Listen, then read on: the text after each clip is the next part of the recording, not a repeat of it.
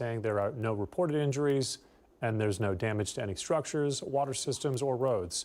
But crews did monitor the conditions overnight, and so far, nothing new to update. Now, the most recent aftershock was a 2.7 magnitude quake around 4 o'clock. And as the shaking continues, the Coachella Valley Disaster Preparedness Network is sharing tips on how you can prepare for the big one. Our Brett Rosen was there at their meeting today. He's live in studio with more on the story tonight. Brett? Olivia, with the valley basically living on the San Andreas fault line, experts say it's not a matter of if, but when an earthquake 7.8 magnitude or higher will hit the Coachella Valley. The question is, are you prepared for it? One local I spoke to says he's learned his lesson on not being prepared after he lived through the Sylmar earthquake. Earthquake! Earthquake! In the past several hours, the Coachella Valley has felt multiple aftershocks. This coming off the initial 4.9 magnitude earthquake that rattled off in the Indio Hills area. We keep extra candles. This is also a flashlight that turns into like a little lamp, so if you need to do anything. And this is how one local family has been preparing for a natural disaster the past few years. Robert Pippo, who attended the Coachella Valley Disaster Preparedness event, says he keeps his house stocked in case the big one were to hit. Pippo says being prepared has been the most important thing for him ever since he lived through the Sylmar earthquake in 1971. And it was a big one. And it was more of a jolting one that we live close to the dam, and they thought the dam had cracked. And so we were evacuating and ended up going to Woodland Hills. But the class that we're going through here today just remind everybody to be prepared, the little things that we need to be aware of, and always have a plan. And food supply, water supply, it's no joke. It's going to happen one day, so we just got to be prepared. The Coachella Valley not only lives on the San Andreas Fault, but nearby is also the San Jacinto Fault line. And experts say it's been long overdue since there has been a huge earthquake. So when it does hit, officials say being prepared, like the Pippo family, is a must. It has to catch up with the rest of the fault that has moved over the last couple hundred years. And when it does, the shaking will be up to 2 minutes in places and will be very different from the type of earthquakes people have experienced before. At the preparedness event, items like first aid kits, lanterns, and extra water were shown as some of the most important items to have in a go bag. The president of the Coachella Valley Disaster Preparedness Network, Mitch Brown, says due to the valley's size, being prepared is also about making sure you don't have to rely on first responders. When help does arrive, they're going to go to the larger cities around us, like San Diego and Los Angeles. And what that means is we're going to be on our own for several weeks, and we have to be prepared for that. Mitch Brown also mentioned to download the MyShake app. It will provide earthquake alerts before they hit. Even if it's just a few seconds before, Brown says that can be all it takes to not have an injury. Live in studio, I'm Brett Rosen, NBC Palm Springs. All right, Brett, thanks for that. We appreciate it. Live pictures tonight from our Agua Caliente casino camera high above right there in Rancho Mirage. We're going to send things over to Pablo Alsina, who's tracking the forecast and also that gorgeous sunset. Pablo. And also talking a little bit more about the earthquakes, just so you can see how many aftershocks we've had. Here's the location. You see Indio Hills, northeast of Indio Hills. But look at this. Aftershocks count between 1.0 and 1.9, 162 of those. So over 250 aftershocks so far following that first big one of 4.9 on Monday night. Let's now talk weather. Gorgeous, 78 degrees, low humidity, 13%, 6-mile-per-hour winds, and clouds, which I love it. I don't like perfectly clear. I like what we had today, just gorgeous. Dew points around 33, so not muggy at all, sensational. And it's going to cool off some at night, but not too much. And our 3-day comfort air forecast, you're going to notice cloud coverage. So yes, tomorrow we're going to drop down to the low 70s for Wednesday, Thursday, and Friday. And for those of you going to the Amex, no rain expected for the weekend. Temperatures are going to be gorgeous. I can't wait. I'll be there to see some golf and also to see One Republic on Saturday. I can't wait. I'm Pablo Alsina. I'll be back for the 7-day forecast. Back over to Olivia and Mark. All right, Pablo, thank you. Some major road projects happening this week to know about. First, in Palm Desert, the Gerald Ford improvement efforts continue. The work extends from Cook Street to Paseo del Corazon. They're repaving the road and installing a median in preparation for a new fire station in the area. The road is almost entirely closed except for a single westbound lane. Officials recommend using Frank Sinatra Drive until this project wraps up in May. And then in Indio, crews are hard at work on Monroe Street between Avenue 48 and 52. They're repaving the road in that area, so it's recommended you use Jackson, Madison, or Jefferson in the meantime. That project is expected to last a few weeks, although no specific finish date has been released at this time. Palm Springs International Airport delivered a record-setting year in 2025. The airport welcomed more than 3.3 million passengers. That's an increase of over 2% compared to 2024. Airport officials say the increase was driven by strong domestic travel demand. PSP set 5 all-time monthly passenger records, including March of 2025, the busiest month in its history, with nearly 500,000 travelers passing through the terminals. Despite serving more passengers, the airport actually handled fewer flights overall as airlines continue shifting to larger, quieter, and more fuel-efficient aircraft. A local alert this evening. The Coachella Valley Unified School District is investigating allegations involving a district-employed bus driver and a student. The district says these recent allegations are currently under review now that the bus driver has been put on administrative leave. At this time, we don't know the nature of this investigation as law enforcement has taken over the investigation as well. But the district claims that they are cooperating. We'll keep you updated when more information becomes available. A victim has been identified by the coroner's office after being fatally struck by a driver in Palm Springs. 56-year-old Ricardo Morano was lying in the roadway near the intersection of East Vistachino and Avenida Caballeros. That was on Sunday morning at around 3:30. Palm Springs police confirmed that Morano was dead upon arrival. No suspect or vehicle information is available at this time as the investigation continues. Anyone with information related to this incident is urged to contact the Palm Springs Police Department. 2 women are behind bars today on suspicion of stealing from several Bermuda Dunes pharmacies. The Riverside County Sheriff's Department arrested 24-year-old Devonna Pierce of Paris and 25-year-old Dominique Thornton of El Monte. They were arrested in Los Angeles over the weekend. They accuse the pair of stealing up to $18,000 worth of cosmetics and believe that they are part of a larger organized theft operation. How the pair was found in Los Angeles has not been revealed by authorities, although deputies say they were arrested without incident. They're scheduled to appear Wednesday at the Larson Justice Center in Indio to be formally charged on those accusations. Have a look at this. A rolling garbage truck fire reported today around noon in Cathedral City Cove. Trash being picked up by Buretech Waste Disposal caught fire in the back of their garbage truck. Cathedral City firefighters had the task of pulling the burning debris from the rear of the truck and then trying to extinguish mounds of the flaming rubbish right in the middle of the street. Charlesworth Drive near Vista del Valley Court had to be shut down. Smoke could be seen for miles around this blaze site that's southwest of Cathedral City Center. Well, after a 10-year hiatus, a popular wellness tradition is making a comeback in Desert Hot Springs. The Miracle Hill Spa Tour is returning. It's giving visitors a chance to soak in the city's famous mineral waters while also supporting a good cause. Our Alondra Campos joins us in studio with a closer look at the tour's long-awaited return. The Desert Hot Springs Miracle Hill Spa Tour is back, bringing together relaxation, history, and community giving. The event opens the doors to some of the city's most private spas and wellness destinations, with a portion of ticket sales benefiting Greater Palm Springs Animal Allies. I spoke with organizers and spa owners about how this longtime tradition is returning with an expanded lineup of experiences.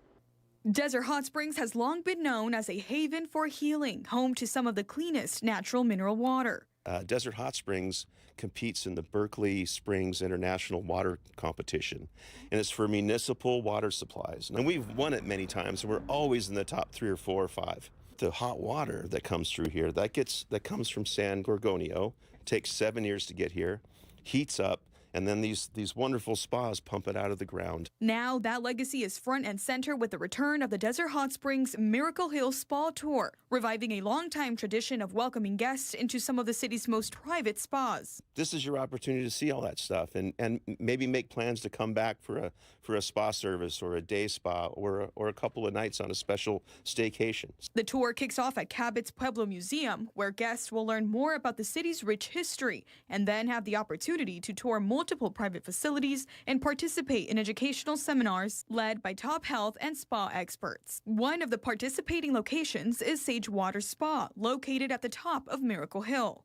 Sagewater Springs has such a long history in this desert. It was built in 1954. Our property really attracts the person and the people who want to have a private experience, have it be very quiet and calm. Spa owner Dana Solomon tells us the spa sits atop one of the hottest hot springs in the city. The water comes out of the ground here at 155 degrees Fahrenheit, and it comes right out of the earth on this property.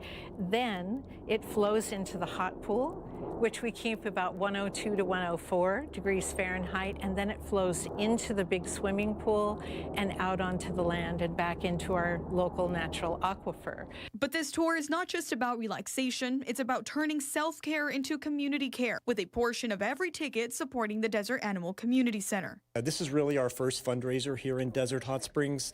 The ticket sales will help us provide funds to our Save Fund, which then will allow us to help people who come into our doors and need medical assistance for their animals, and the financial assistance as well. For the center, the partnership is also about community connection. We're new to Desert Hot Springs, but the welcome that we have received has been incredible. Since we opened in August, we have had over 3,900 appointments and serving over 2,200 pet owners.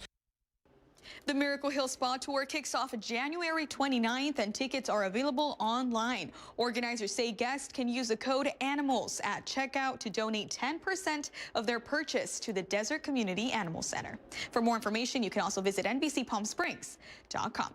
I'm Alondra Campos for NBC Palm Springs. All right, coming up next tonight, California Republicans are taking action to side with President Trump's take on Proposition 50. We have the details coming up. Plus, a notable name spoke with the press today about what's ahead for the American Express Golf Tournament, which is happening this week. Our Tim O'Brien joins us with a live report from PGA West, so stay with us.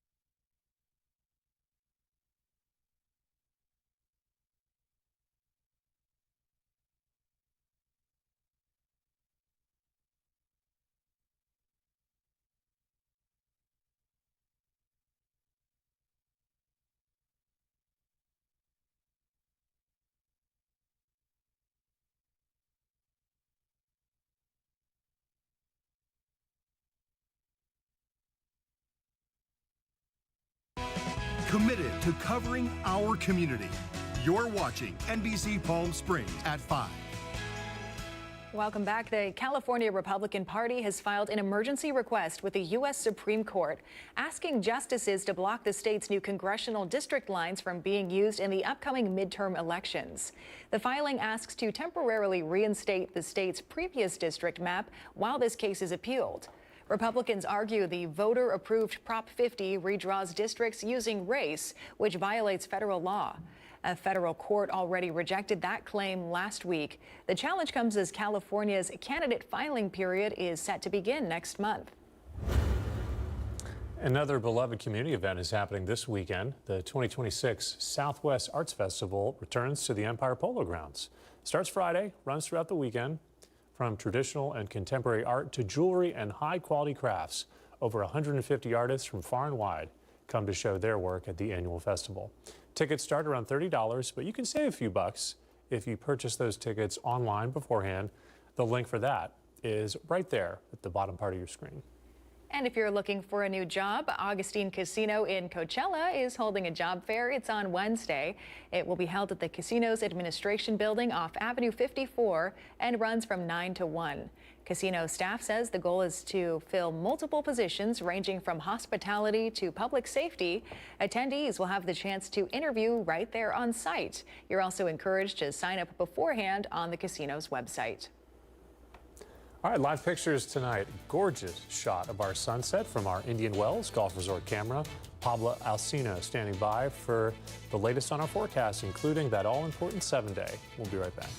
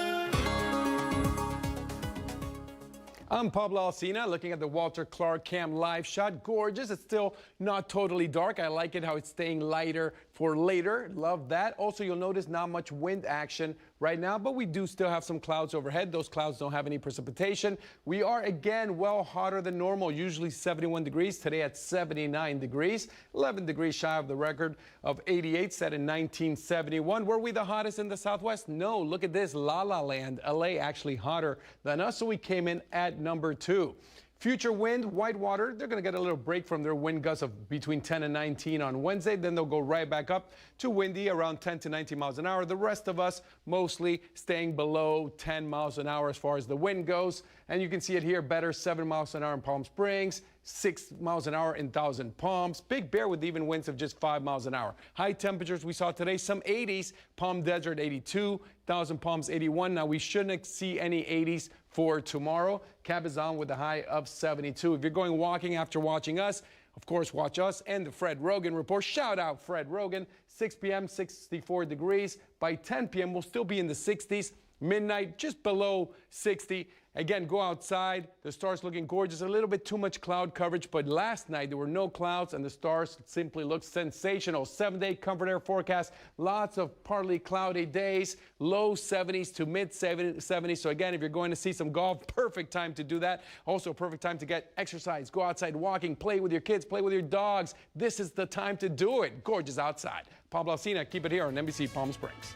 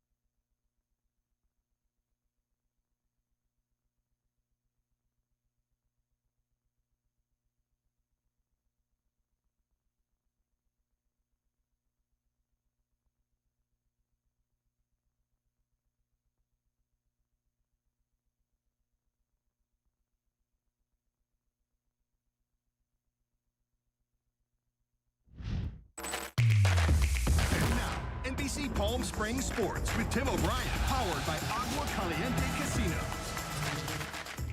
American Express golf action gets started on Thursday, but today some athletes sharing their thoughts ahead of the tournament, including world #1 ranked Scottie Scheffler. Our Tim O'Brien joining us from PGA West tonight with more on what Scheffler had to say today. Tim?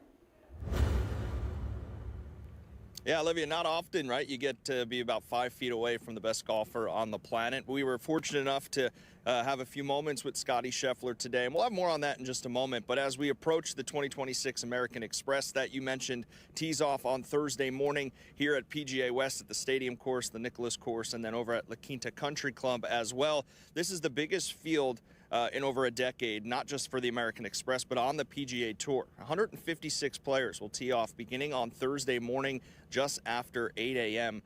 13 rather, of the top 20 will be here at the American Express. So over the last 20 years, they haven't had a field this large with that much star power, and it all starts with the world number one.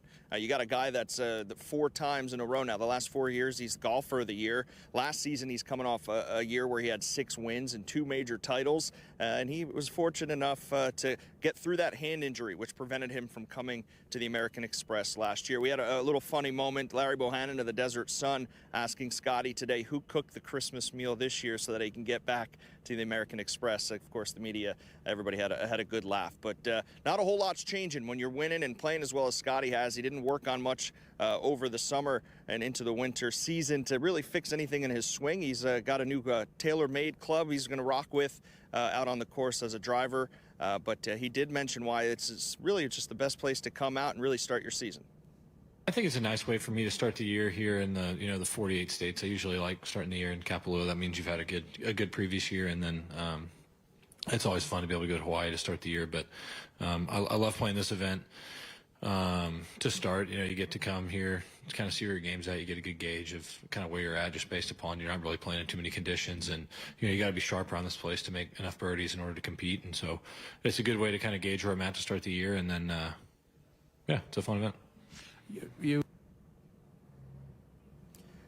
Yeah, it's important, of course, to birdie. You want to score low here, and the scores usually are. The cut is usually around, 12, 10, 11, 12 under. So not easy to do, whether you're a professional or not. So it'll be interesting to see what scores happen and what kind of scoring happens here at PGA West. But Scottie Scheffler, of course, a heavy favorite headed into Thursday morning. He'll start at 8:40 at La Quinta Country Club on Thursday, where, of course, we'll be. So live at PGA West here in La Quinta, I'm Tim O'Brien.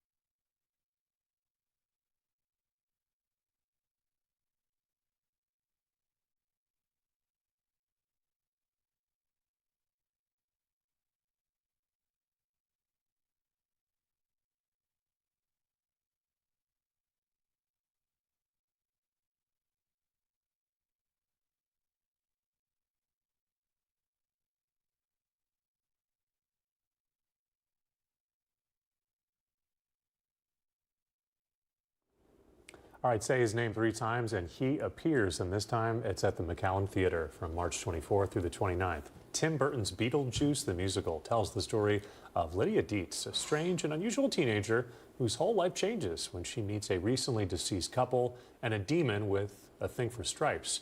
If you love the movie, we'll bet you'll love the musical. It's just as fun. You can get your tickets right now by visiting the McCallum Theater's website. Should be a great production. It looked awesome. Yeah, really fun. I'm going. Pablo's there. All right, that's going to do it for us. Nightly News is next, and we're back here at 6 with